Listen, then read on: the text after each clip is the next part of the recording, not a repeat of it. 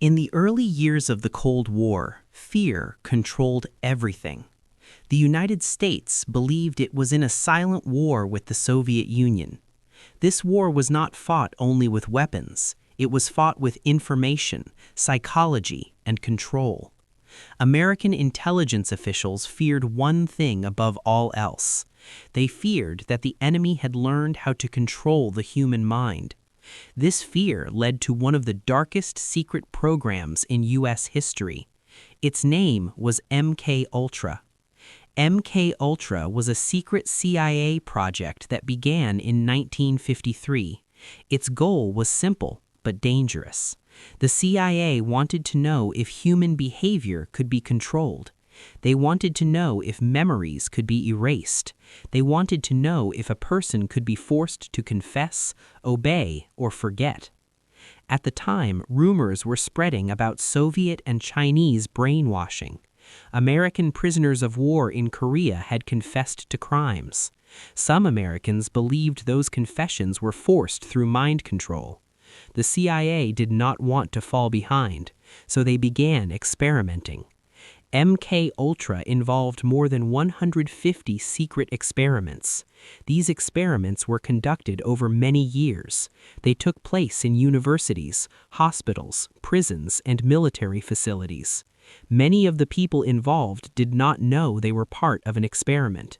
One of the main tools used was LSD, a powerful hallucinogenic drug. The CIA believed LSD could break down the human mind. They believed it could make people more open to suggestion. People were given LSD without their consent. Some were told they were part of medical research. Others were given the drug secretly. In some cases, CIA agents slipped LSD into drinks. Bars and safe houses were used. People were observed behind one-way mirrors. Doctors, psychologists, and researchers were involved. Some believed they were helping national security. Others simply followed orders. Sleep deprivation was also used. Subjects were kept awake for days. Some were isolated for long periods of time. Others were exposed to loud noises or repeated messages. Hypnosis was tested. Electroshock therapy was tested. Combinations of drugs were tested. The CIA was searching for a way to control the mind. The effects were often severe. Some subjects suffered mental breakdowns. Some lost their memory. Some were left permanently damaged.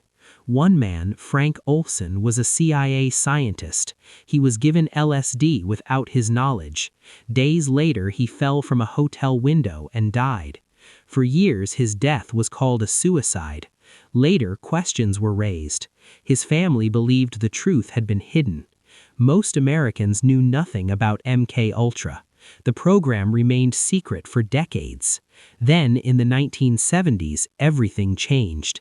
After the Watergate scandal, trust in government collapsed. Congress began investigating intelligence agencies. The CIA was forced to answer questions. During these investigations, MKUltra was revealed.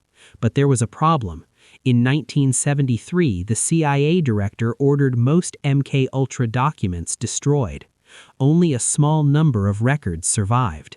This made it difficult to learn the full truth. What was discovered shocked the public. The U.S. government had experimented on its own citizens. Consent was ignored. Ethics were ignored. The CIA admitted wrongdoing. Some victims received small settlements. No one was seriously punished. MKUltra officially ended, but the damage remained. Today, MKUltra is remembered as a warning. It shows what fear can justify. It shows how secrecy can erase accountability. The program did not achieve its goal. The CIA never found a reliable way to control the human mind, but it did prove something else. Power without oversight can become dangerous. In the end, MKUltra weaves us with a question. If this happened once, how sure are we that it never happened again? When MKUltra was exposed, many Americans expected justice. They expected arrests. They expected trials. They expected answers. Most of that never happened. During the 1975 Senate hearings, CIA officials admitted to the program, but they claimed most of the records were gone. They said the experiments were poorly documented. They said responsibility was unclear. This explanation satisfied the government. It did not satisfy the victims. Some survivors filed lawsuits. They described years of trauma. They described memory loss, paranoia, and depression. Many said their lives were permanently changed. A few families received financial settlements. These payments were small. They came without official apologies. They came without admissions of guilt. No CIA officer was sent to prison. MKUltra quietly disappeared from public attention, but its influence did not. The scandal changed how Americans viewed intelligence agencies. For the first time, many citizens questioned secrecy. They questioned power without oversight. As a result, new laws were introduced. Congress created intelligence oversight committees. Human experimentation rules became stricter. Informed consent became a legal requirement. But laws do not erase history. MKUltra left behind a legacy of mistrust. It taught Americans that fear can override ethics. It showed how easily ordinary people can become test subjects. It also raised an uncomfortable truth. The scientists involved were not monsters. They were educated professionals. They worked in respected institutions. They believed they were protecting their country. This is what makes MKUltra disturbing. It did not happen because of madness.